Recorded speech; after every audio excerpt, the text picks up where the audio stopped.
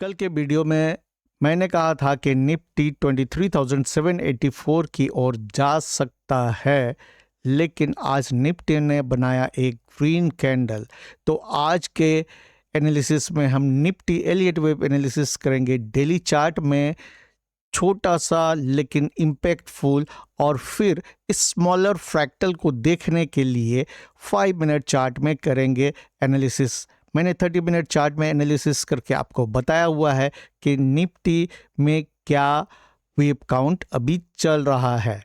तो आज के वीडियो को अंत तक देखना सुनिश्चित करें और ध्यान से सुनिएगा।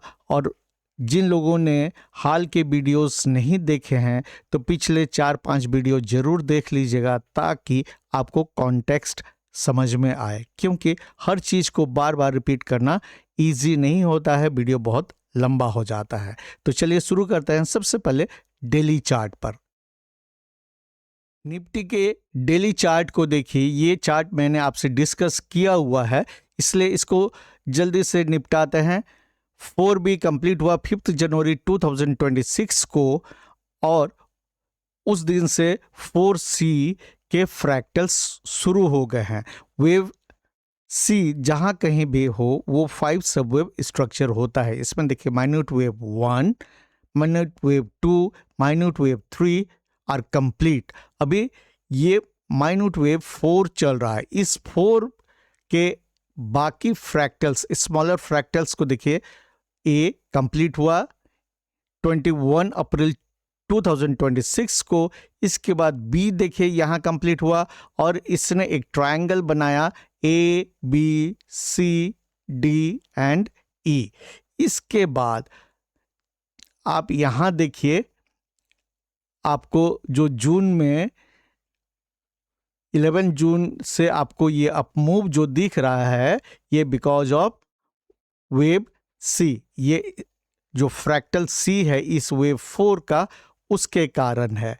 यानी ये जो मूव है इसको इस ए के लेवल तक जाना है, यानी 24,600 के आसपास निफ्टी को जाना है। तो फिर इसमें 30 मिनट चार्ट में मैंने आपको एनालिसिस करके बताया हुआ है कि यहाँ वेव 1 2 3 4 चल रहा है। 5 मिनट में उसको देखेंगे। यहाँ से ये जो 25 जून 2026 के बाद का स्मॉलर फ्रैक्टल एनालिसिस करेंगे। तो इसमें आप डेली चार्ट में ये क्लियरली देख सकते हैं कि 24,500 और 24,600 के आसपास तो इस वेव सी के कारण निफ्टी को जाना है। लेकिन उसके पहले यहाँ पे जो गैप बना हुआ है 15 जून के गैप अप के कारण, अगर इसको भरना होगा तो 23,645 की ओर आना पड़ेगा निफ्टी को, या फिर इस लो को जो कि है 23,784, इसको एक बार रिटेस्ट करेगा। उसके बाद ये फिर ऊपर जाएगा 24,601 की ओर। जिनको ये जल्दी जल्दी में समझ में न आ रहा हो वो कृपया पिछले 3-4 वीडियोस को जरूर देख लें।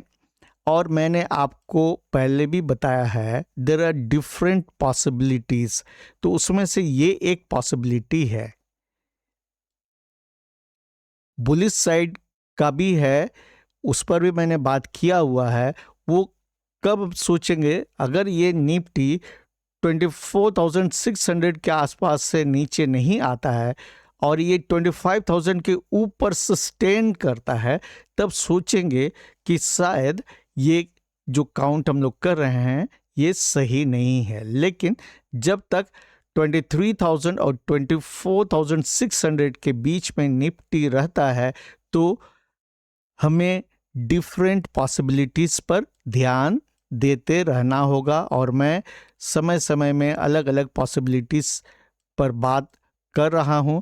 अभी 1 2 3 4 एंड 5 इस हिसाब से बात कर रहे हैं। और ये जो 11 जून के बाद जो अपमूव आया है, ये इस फ्रैक्टल सी के कारण है, जो कि इस वेव 4 का एक फ्रैक्टल है। इस वेव 4 का फ्रैक्टल ए, बी और सी, और इसके कंप्लीट होने के बाद फिर वेव 5 नीचे की ओर आना चाहिए, जो कि मार्केट को 22,000 की ओर ले जा सकता है। लेकिन अगर मार्केट 25,000 के ऊपर ही टिक जाता है तो फिर हमें इस काउंट को छोड़ना पड़ेगा। तो अभी इस ब्रॉड रेंज में है 24,600 और 23,000 के बीच में, तो you have to consider all the possibilities. अब आते हैं 5 मिनट चार्ट में, जिसमें हम लोग ये 25 जून के बाद के स्मॉलर फ्रैक्टल्स को देखने और समझने की कोशिश करेंगे कि क्या अभी का ये नीचे का करेक्शन कंप्लीट हो चुका है और ये 24,600 की ओर जा रहा है, या फिर ये नीचे अभी जाना बाकी है। ये निफ्टी का 5 मिनट का चार्ट है। आपको याद होगा मैं आपको 30 मिनट चार्ट पर दिखा रहा था ये सब ड्राइंग। तो स्मॉलर फ्रैक्टल को समझने के लिए इसको मैंने 5 मिनट में कन्वर्ट कर दिया है। ड्राइंग सेम है। ये जो एक्स बना वो 25 जून 2026 को कंप्लीट हुआ है, जिसमें हाई बना 24,261.60 का। इसके बाद नीचे y बनना है।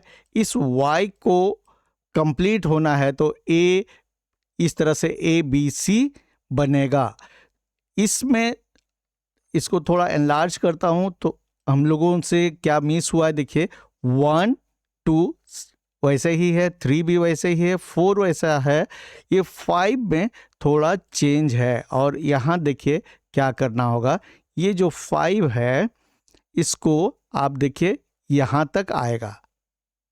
एक मिनट, अब इसको मैं हटाता हूँ और फिर आपको दिखाता हूँ। अब इसको आप ध्यान से देखिए, ये 25 जून से इधर का स्मॉलर फ्रैक्टल्स आप देखिएगा, 1 2 3 4 एंड 5 जो है हम लोग यहाँ कंप्लीट कर रहे थे, ये यहाँ कंप्लीट हुआ। ये स्मॉलर फ्रैक्टल्स में कभी कभी बहुत ट्रिकी होता है। इस 5 के अंदर आपको और भी छोटे स्ट्रक्चर इस तरह से देखने को मिलेंगे। ये इस तरह से ये बना है 5 के अंदर फिर और छोटा छोटा जो फ्रैक्टल इस तरह से बना है। और इसके बाद ये जो हम लोग इसको यहाँ पर बी कंप्लीट मान रहे थे और यहाँ सी यहीं से शुरू मान रहे थे, सी शुरू नहीं हुआ, ये ए यहाँ कंप्लीट हुआ है 5 बना के। और इसके बाद देखिए ए बी और सी ये बना और इस तरह से आज कंप्लीट हुआ है ये वेव बी। इस y का फ्रैक्टल है, इस y में आपको ए बी और सी देखने को मिलेंगे, ठीक है। और इसका लेवल क्या होगा, इसका लेवल W के आसपास होगा, जो W का लेवल है उसके आसपास, जिसमें मैंने ये ग्रीन लकीर खींचा हुआ है। मिनिमम 23,784 की ओर मार्केट को आना चाहिए। लेकिन मार्केट ने हमें यहाँ थोड़ा सा ट्रिक कर लिया।